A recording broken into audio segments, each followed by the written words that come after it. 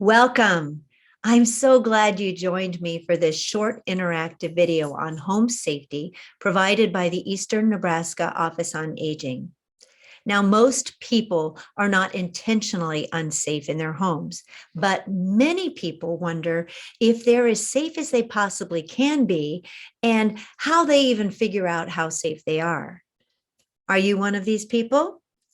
Perhaps you're a caregiver and you're concerned about the safety of someone else. Either way, you're in the right place.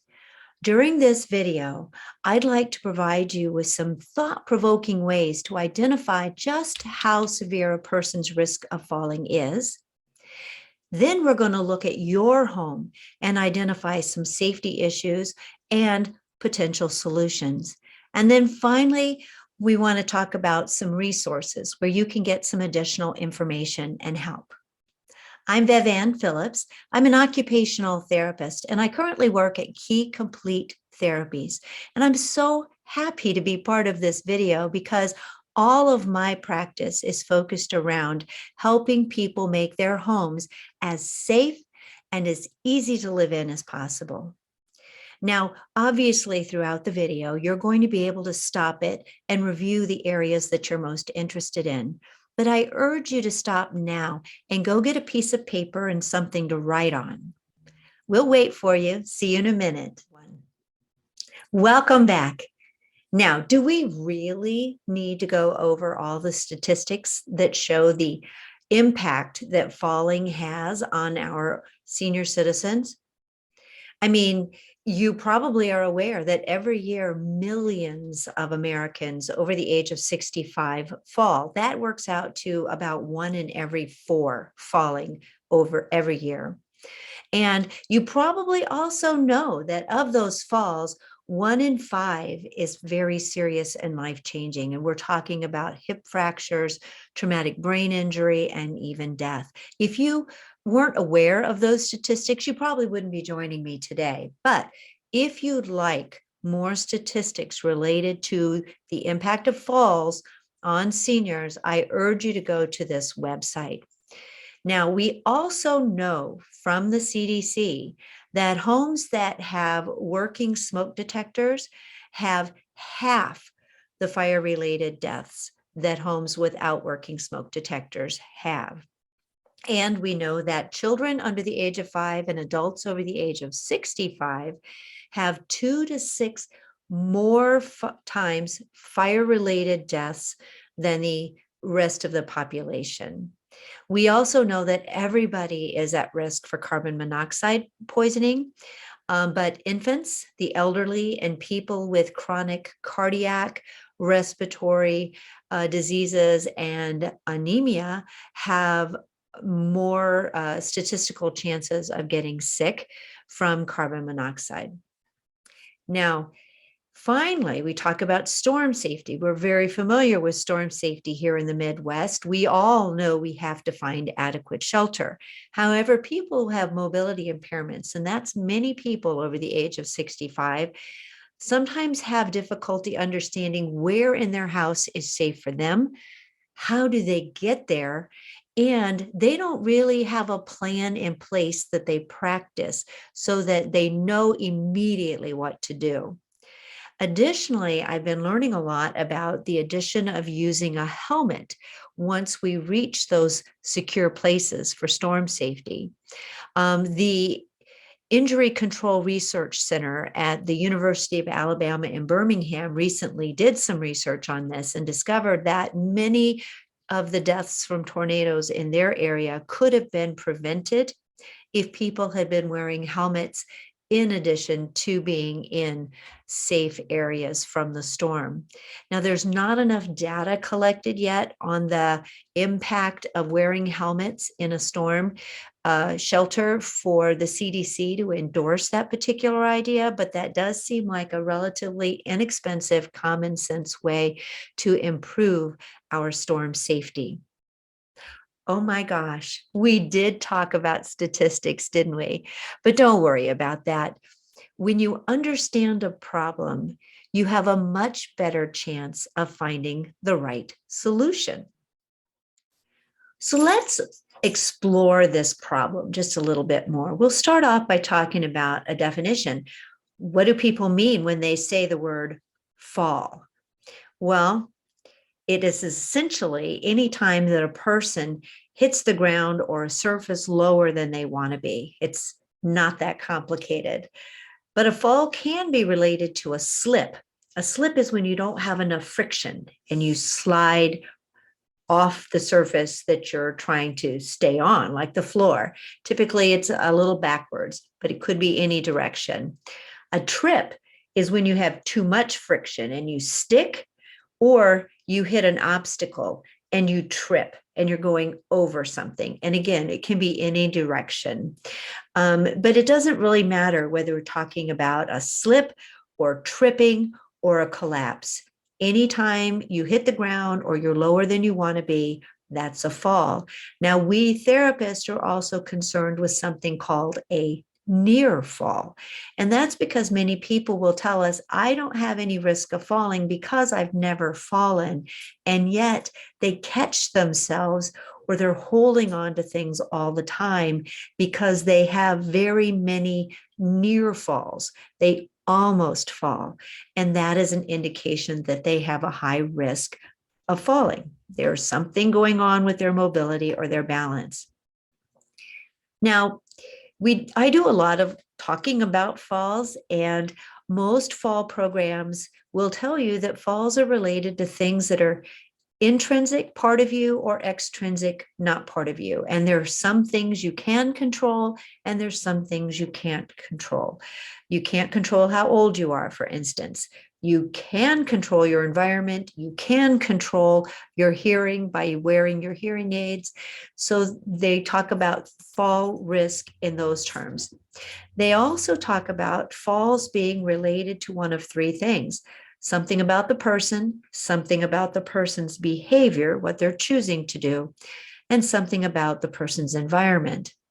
As an occupational therapist, I'm going to go just a little bit deeper, and I'm going to talk about the person, things about them, how well they reach, bend, what their balance is like, their vision, their hearing, their sensation, and their preferences. I'm also going to be looking at their occupation, the task, the thing that they're trying to do, because everything a human being wants to do requires some type of ability from them. And you have trouble when what you need to do requires skills and abilities that you don't have. I'm also going to be looking at the environment. Is the environment matching your abilities and making it easier for you to do what you want to do? Or is the environment actually a barrier and providing those hazards that crop up when you're trying to do what you want to do? So for me as an occupational therapist, I'm putting the puzzle together of these three things. And obviously safety and safe function and the most independence occurs when there's an overlap of all three of those things.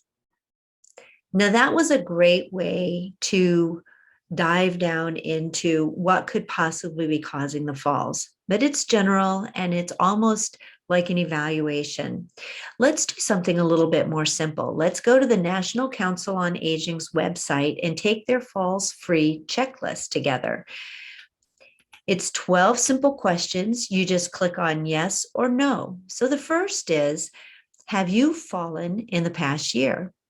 And the reason that question matters is that statistically, people who've fallen once are more likely to fall again.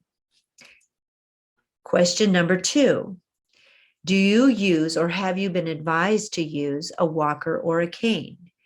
Now, the reason that question matters is that people who've been told you should use a walker or cane probably already have an issue that could cause them to fall with gait or strength or sensation. Number 3, do you sometimes feel unsteady when you're walking? Yes or no? It matters because unsteadiness or needing support is a high indicator of risk of falling or poor balance. We almost skipped number 4. Do you already steady yourself by holding onto the walls or furniture around in your home? And this matters because your body is telling you you have a balance impairment. It wants something to hold on to. Number 5, are you worried about falling? Yes or no? And it matters because people who are excessively fearful of falling are at higher risk of falling because they limit their activities and they have a decline in abilities. It's just a very big spiral downward. So an excessive fear of falling is an indication of fall risk. Number 6, do you need to push with your hands when you're getting up from a chair? The reason this matters is that is an indication of weakness in your legs, and that is a major reason people fall. Number 7, do you already have some trouble stepping up on a curb? And the reason this matters is that is another indication of weak muscles in your legs, and it can be an indication of limitations in how your joints move, which can also cause you to fall. And please don't say, oh, BevVan, I'm not going to answer yes to this question because I never go outside and step on curbs. What are those stairs in your home? They are curbs, right? And sometimes there's several in a row if you have a 2-story home. So do you have trouble lifting your foot up to get on a stair? Number 9, have you lost any of the feeling in your feet? And this is important because numbness in your feet can cause you to stumble, and stumbling, in addition to not really understanding where you are, not getting all that information from sensation in your feet, is going to increase your risk of falling. Number 10, do you take any medication that sometimes makes you feel lightheaded or more tired than usual? And this matters because side effects from medication can sometimes increase your chance of falling. And the medications can interact with each other. Number 11 is another medication question. Do you take any medications to actually help you sleep or to improve your mood? And the reason that matters is those medications can sometimes increase your chance of falling because of what they do to your blood pressure, what they do to your level of alertness, what they do to your attention. So on both of those questions, I'm just going to tell you, if you've answered yes to either of those, please be talking to your physician or your pharmacist about those side effects and about when you could be taking those medications to be the safest as possible. Obviously, you need them, but what can you do to work around those side effects? And on our survey, the 12th question is, do you often feel depressed? And answering yes or no to this, please go ahead and do that. But it matters because the symptoms associated with depression, they're usually like, I just don't feel well. I have no enthusiasm. I'm sort of slow. I'm not really paying attention to my environment. All of those things contribute to your risk of falling. So that's important. In this particular survey, they did not ask about your vision and they did not ask about your hearing, but do you have vision or do you have hearing impairment? Because we use all of our sensations, first of all, to be aware of what's in our environment so we're not tripping over things or finding surfaces that we could slip on, but we also use all of those sensations to help us with our balance. So a vision impairment or a hearing impairment is also going to mean you have a higher risk of falling. Now, there's no benchmark that says if you have this number of yes marks, that's this statistical risk of falling. But obviously, the more you answered yes, the higher your risk of falling.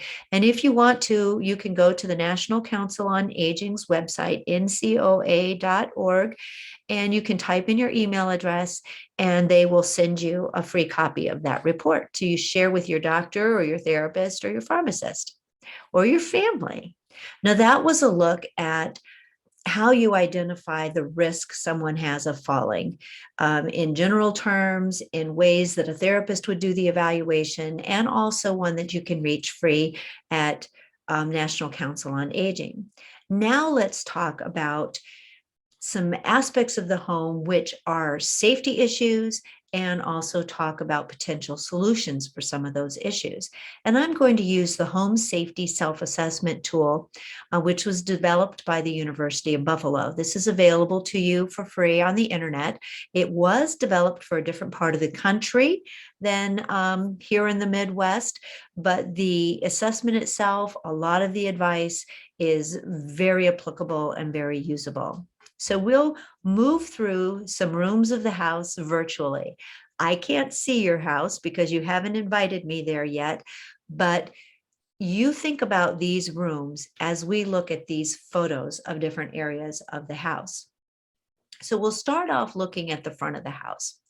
So number one is talking about the railing. Are the railings secure? It's amazing how, they can get rusted out and they can start to wobble and people never ever tighten them up. So make sure they're secure. Also, you probably want railings on both sides because we all have a side where we're strongest on, and we want to be able to have that whether we're going up the stairs or down the stairs. And a lot of times we have stuff in our hands. And so we want to have the ability to get our hand on the stair rail, whether we're going up or down. Number two is talking about condition, as is number 6. Maintenance on our home reduces the risk of our falls. So making sure that we don't have things that are crumbling apart or that are presenting trip hazards. Number 6 is talking about concrete. We have so much concrete cracking and heaving here in the Midwest. We just have to stay on top of that and do the maintenance. Number 7 is talking about ice, which we also are pretty well experienced with here in the Midwest. Does your concrete, is water going to drain away from your sidewalk, or is water going to pool on your sidewalk and actually create greater opportunities for ice? So how are you moving ice and snow off your sidewalks? We'll move on up to number 3, which is talking about the height of your threshold. We have high thresholds here in the Midwest because of our wet weather, but that is an additional step or trip hazard for a lot of people.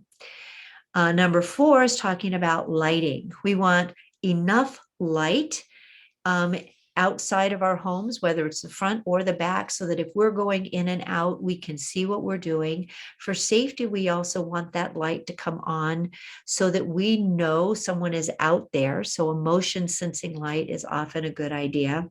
And we want to be able to identify people who come to our homes. One thing that isn't mentioned that I want to mention, because we're talking about number 8 now, which is a bar. A lot of people need to support themselves when they're swinging a door in and out.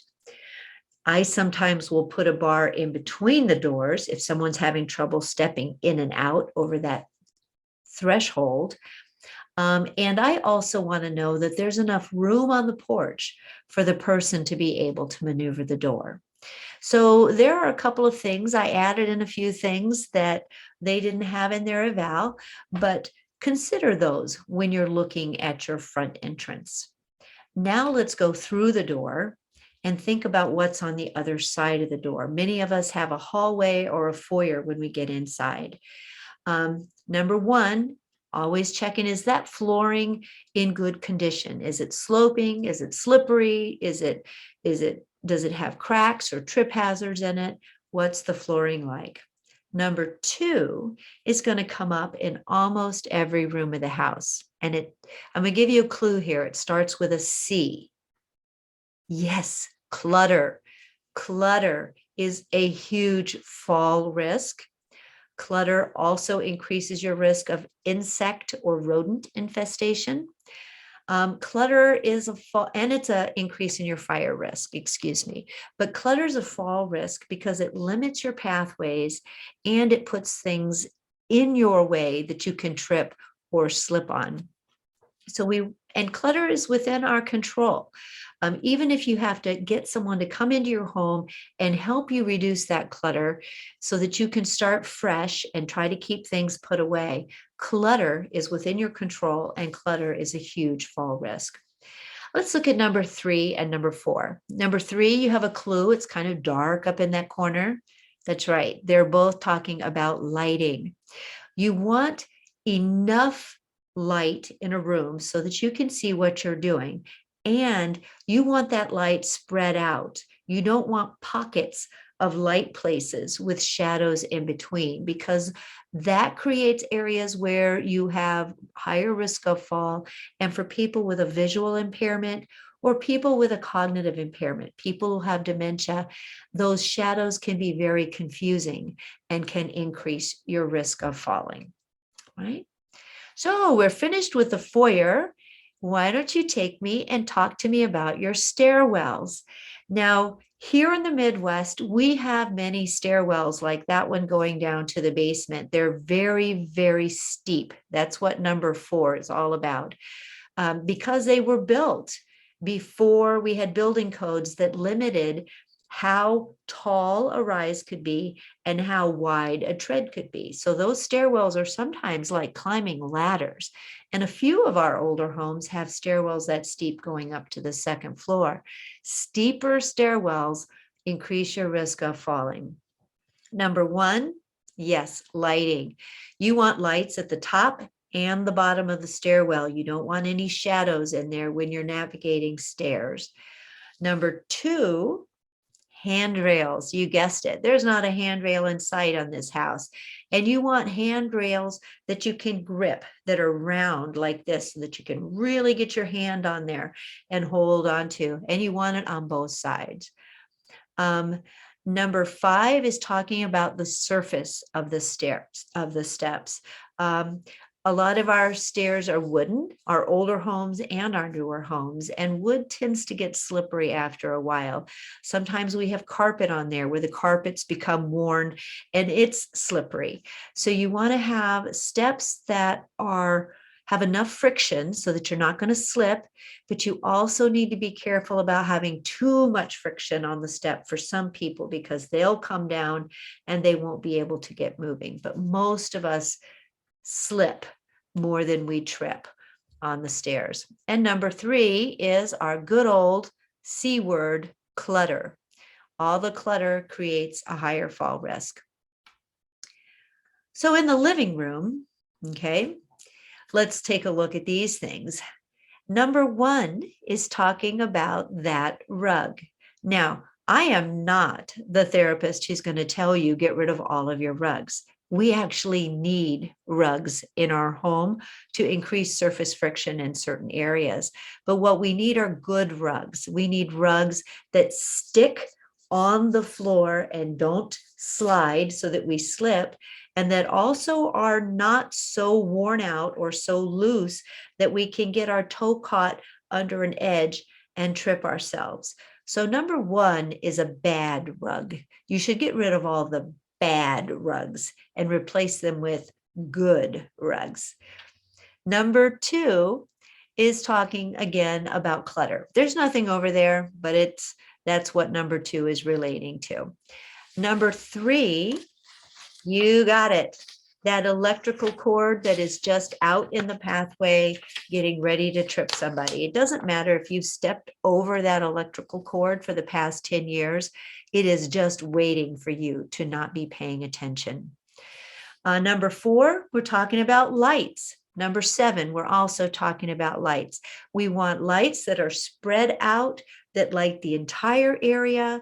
And on number 7, they're particularly talking about the fact that it needs to be easy to get turned on and off. Number 5, we're talking about furniture. Now, that chair in itself seems like a good chair, and it probably is. But do you see that slip cover on the arm of the chair? Slip being the operative word, so that if you do have to use your hands to push down on to help you get up, then that moving around like that is going to be a fall risk. Number 6 is pretty obvious. You want your furniture in good condition. If you have wobbly, worn out, broken down old furniture, convince yourself that you deserve better and find a way to get it. Number 7 is the light we talked about, and number 8 is pathways. There's so much in this room. There's not enough room to walk around the furniture forwards. If you have to twist and move sideways, you might not bring your mobility equipment like your walker or your cane with you, but you also might be going a little bit further than you're able to recover your balance. That's our living room. Now let's look at the kitchen. Oh, I heard you guys gasping. What is she doing? You're absolutely right. Number 1, she has things too high up in her kitchen. Let's face it, the best storage is going to be between our shoulders and our knees. And for some of us, it's going to be at our thighs. And a lot of our homes weren't built for all of our storage to be in that area. So sometimes we have to say, what do I need the most? And we'll put that in the easy to reach storage. So keeping everything way high, because that's what you've done for the past 20 years, is a fall risk hazard. Number 2, you might think is talking about the stove, and stoves do lend themselves to a lot of safety issues, but they're really talking about counter surface. They're saying this kitchen doesn't have enough counter surface. Well, frankly, I think I've walked in some houses, and probably you're looking around your house and going, yeah, that kitchen's got a lot of countertop. We have what we have, right? But that's because we want as much space right in this great area to store things, from about shoulder to thigh or knee, depending on our abilities. So the more countertop you have, the better. Number 3, no brainer, right? Why is this woman on a stool or a chair instead of a ladder? And some of us should not even be on a ladder. It depends on our abilities, right? Number 4 is related to the flooring. Is it in good shape? Does it have any cracks or trip hazards in the flooring? Number 5, our good old rug. I would say that right now that's a bad rug. It looks slippery, like it's not going to stay put, and it has a worn out spot where you can get your toe hooked underneath that. Number 6 is relating to clutter, because that's in every single picture. So there's no clutter showing, but they want to bring that home again and say, don't have any clutter. Number 7 is talking about lights. And in the kitchen, we also want to talk about smoke detectors that are close enough to the kitchen so that if a fire starts there, you'll have adequate notice. And number 8, we're talking about pets. Now, nobody should tell you get rid of your pet, because we need our pets. You know, we love our pets, but we need our pets to be well trained. Pets are among the top 10 reasons that adults over the age of 65 fall, because they have a mind of their own. You can't actually trust that they're not going to move right where you need to be. So be aware of your pets, try to train your pets. If you're doing something, make sure that they're staying away from you until you're securely seated. Kitchen. So let's look at the bedroom. Bedroom, we have a lot of things to talk about. First of all, we're going to talk about getting in and out, okay? And number 1 is indicating clutter. We really need to keep things picked up, put away, ship-shape, so that we don't trip or slip on our clutter. Number 2 is talking about those electrical cords across the floor again, right? And I understand a lot of our homes weren't built with a lot of electrical outlets, and now we have so many electrical things. But you certainly don't want all these cords running, and you don't want to overload your circuits, because you don't want that fire risk. Number 3 is in the middle of the floor. And again, it's talking about the condition of the floor. Number 4 is talking about our friend, the bad throw rug. Number 5, let's look at the bed. We're talking about the height of the bed. Some people have beds that are too high for them and they have to actually climb in and climb out. Some people have beds that are too low for them and it makes them hard for them to sit up. Some people have beds where the mattress is too soft around the edges. And this is really popular right now. It might not be because your mattress is too old, but when you sit on the side of it to put your shoes on or do things like that, you actually ooze down the side of the step. Number 6, we're talking about a way to get help. This one is saying, well, that telephone is not near the bed. Well, obviously, many of us have cell phones, which could be right near the bed. And I also want to introduce to you the idea of a personal emergency response system, the little push button, because you don't even have to be able to talk to make that work to get help. So think about that, because many of us, when we have an emergency, the phone flies out of our hands, or else we get so excited we can't really explain what's going on. Number 7 is talking about lack of a nightlight. So in the nighttime, many people fall because they turn the light on and their eyes can't adjust to the light very quickly, or they choose not to do that and they're walking through a dark room and they trip or they slip. So night lights are just a super easy standard safety thing to reduce your risk of falling. And you can make them motion sensitive. Purchase one that's motion sensitive if you don't want to have any light on when you're actually sleeping. Number 8, we're talking about putting things you need within reach. Now, again, many of us, if we have something like a television or, we'd use a remote.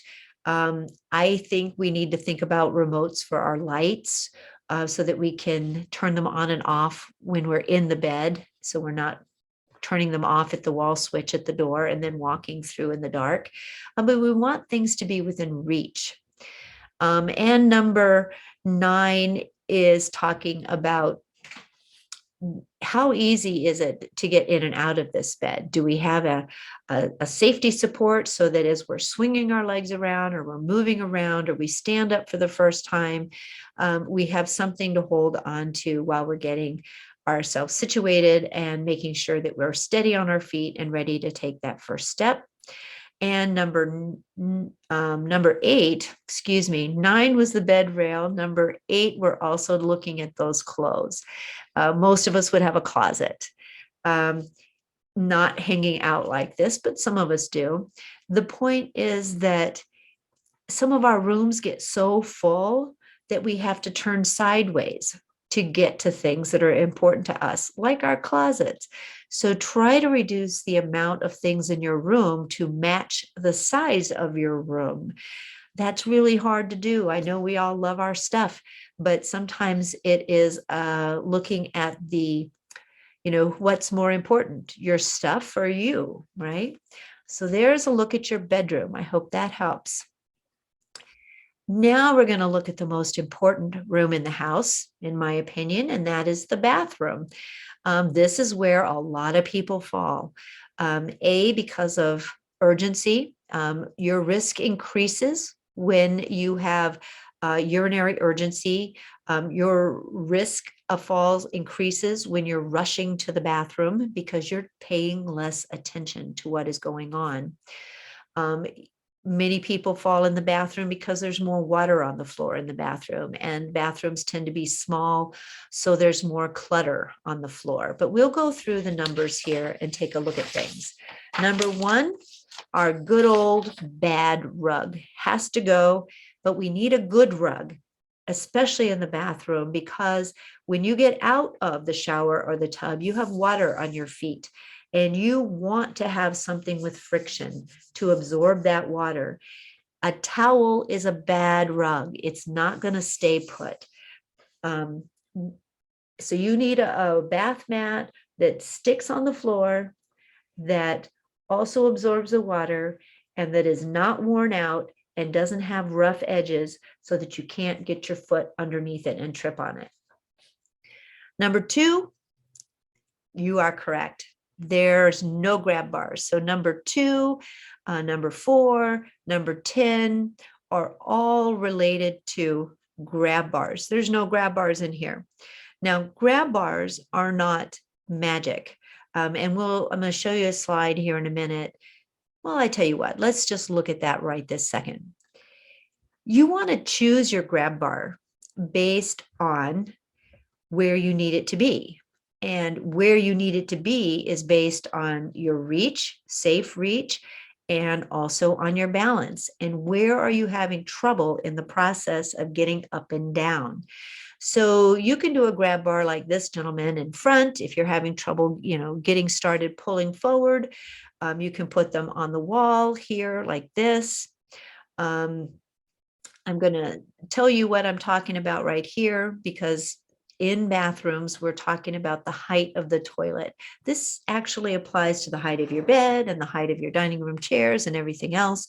But to make it easy to get up and down, if a person has weakness in some of the muscles of their lower back or their legs, or they have pain, or they have range of motion limitations, meaning they're stiff and they can't move a joint the whole way, sometimes getting up and down is difficult, and that difficulty increases their fall risk.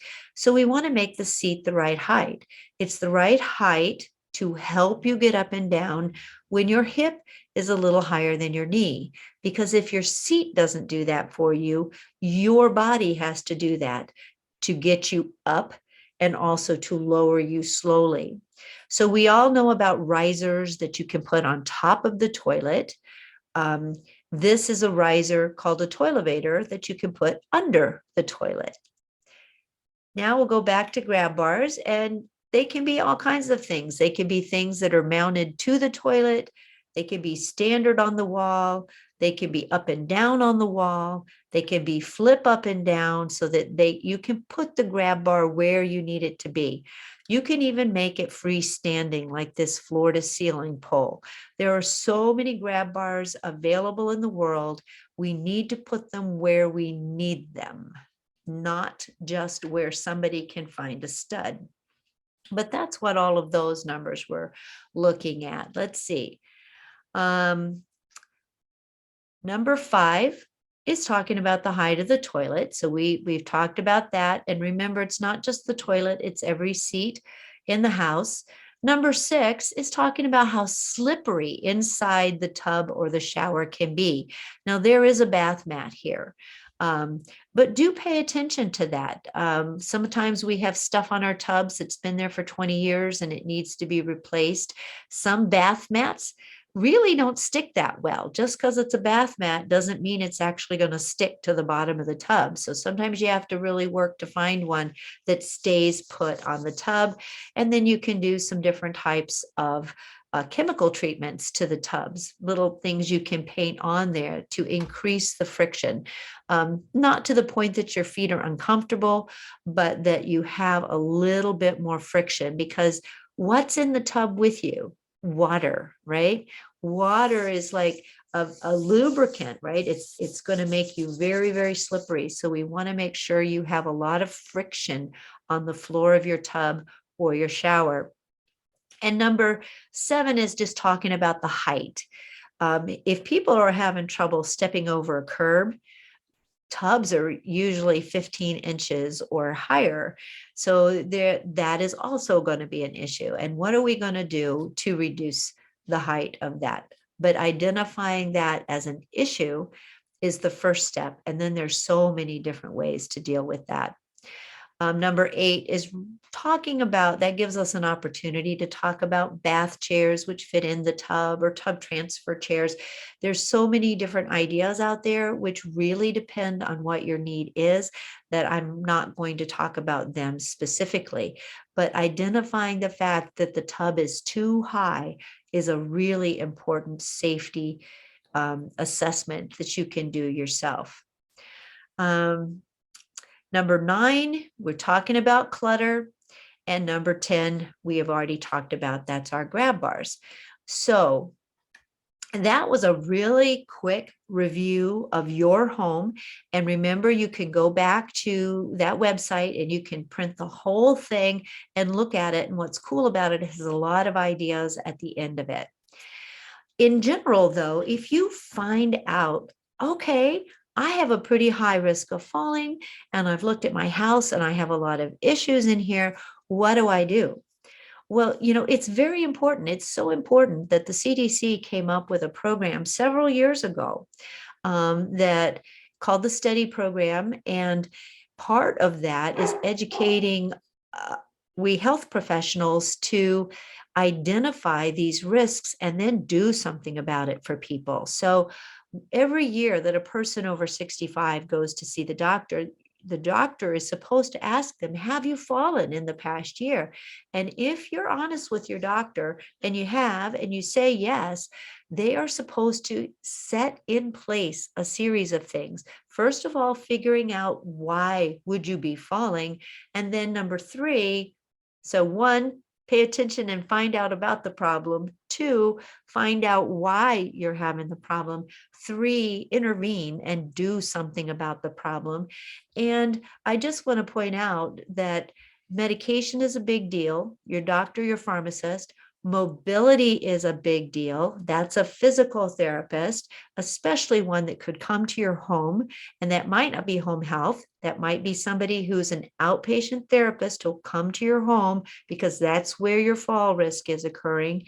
It could, and it's definitely a home safety assessment by an occupational therapist. Again, home health if you're already in home health. But if you're not in home health, there are many outpatient therapists who will come to your home. I should rephrase that. There are some outpatient therapists who will come to your home where the problem is occurring. But it's important to identify, find out why, and then do something. So here we go. A few local resources, starting with your physician. The Eastern Nebraska Office on Aging, Area Office on Aging, obviously wants to do things to help you reduce your risk of falls, and they're a great source. Local occupational therapist and physical therapist, especially those who can come to your home. Our Omaha Fire Department participates in a program which was called Remembering When and is now Safe Steps, and they'll come to your home and help you do a screening. We have several different companies and agencies in town that offer programs that help people reduce their risk of falling. And then there's some national sources where you can go for additional information. Thank you. I'm so happy you made it all the way to the end of this video. I hope you found it helpful. And once again, I thank Eastern Nebraska Office on Aging for making this possible.